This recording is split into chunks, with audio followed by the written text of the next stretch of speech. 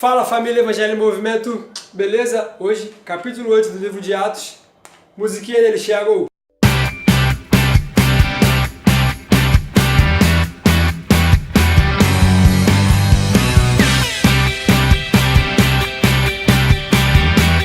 Isso aí galera, então hoje, capítulo 8 do livro de Atos, nós vimos que aqueles homens iam pregando a palavra com tanto amor, com tanta ousadia, que mais e mais a família em Cristo ia crescendo, mais e mais pessoas iam sendo alcançadas através da palavra dos apóstolos, através do amor, através da vida em comunhão, do estilo de vida que aqueles homens levavam.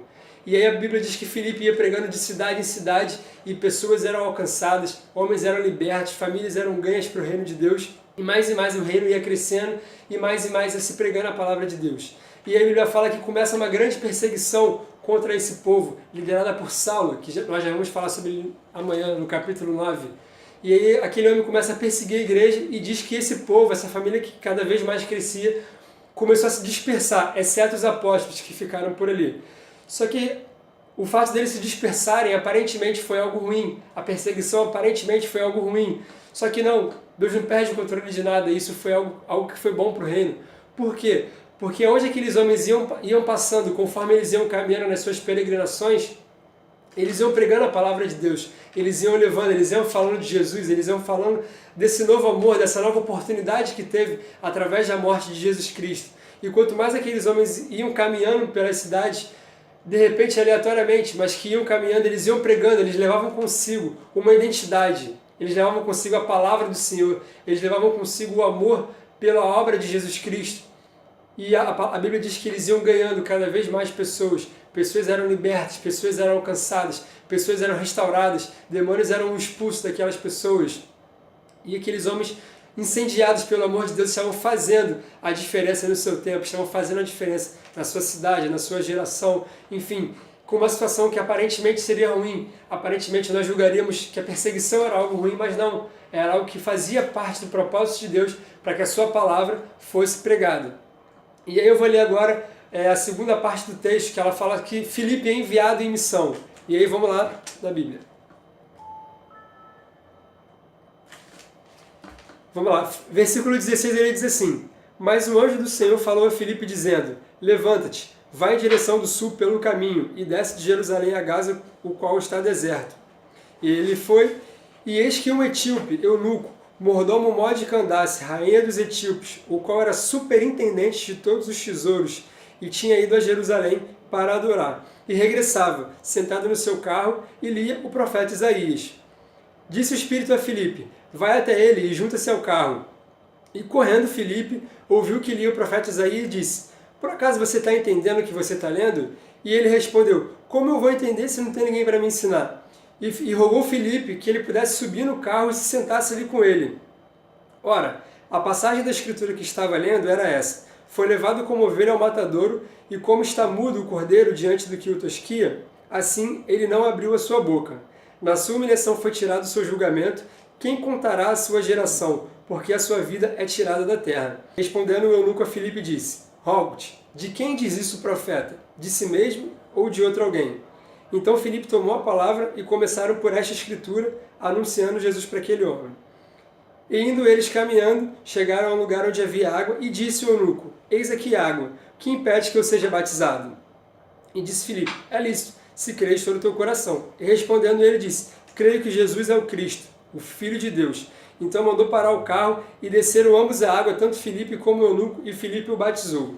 Essa palavra é muito interessante, porque ali Filipe estava sensível à voz do Espírito Santo, e o Espírito fala: vai em direção àquele carro. E a Bíblia diz que Filipe sai correndo igual louco.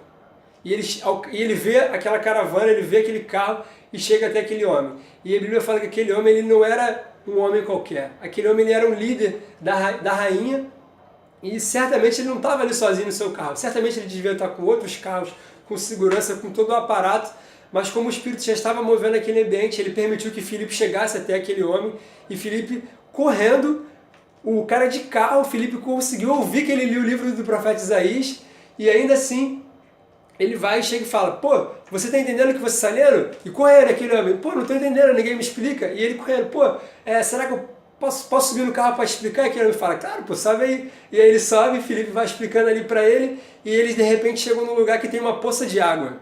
E aí aquele homem pergunta, cara, eu entendi o que você falou, eu quero isso para minha vida, ali tem água, eu posso me batizar? E aí Filipe vai e fala, claro, você crê que Jesus Cristo é Senhor? E aquele homem fala, eu creio que Jesus Cristo é filho de Deus. E aí eles vão para o carro, desce do carro, vão até a poça de água, e ele, Filipe, desce as águas daquele homem e batiza ele. É isso aí, galera. Vocês não estão entendendo nada, mas foi exatamente isso que aconteceu com Filipe. A Bíblia diz que eles desceram do carro, foi batizar o eunuco, e quando eles levantaram, buf, Filipe já não estava mais naquele lugar. O eunuco levantou e foi jubilando maravilhosamente para sua cidade, e Filipe tinha sido transladado. Tu tem ideia do que é ser transladado? Você batizou o cara aqui e levantou em outra cidade. Foi exatamente isso que aconteceu. Isso é maravilhoso, porque isso mostra verdadeiramente o que é o Evangelho em movimento, o que é isso que nós temos vivido e buscado e pregado. É viver experiências maravilhosas com Jesus Cristo.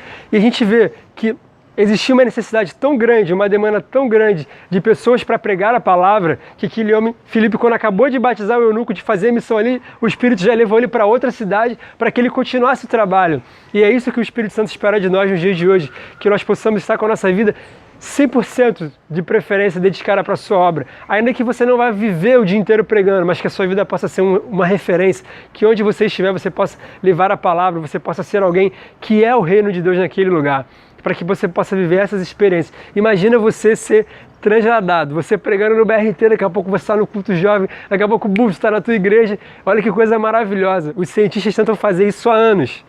Desmaterializar uma pessoa aqui e materializar em outro lugar, e o Espírito Santo já tinha lançado isso há muito tempo atrás.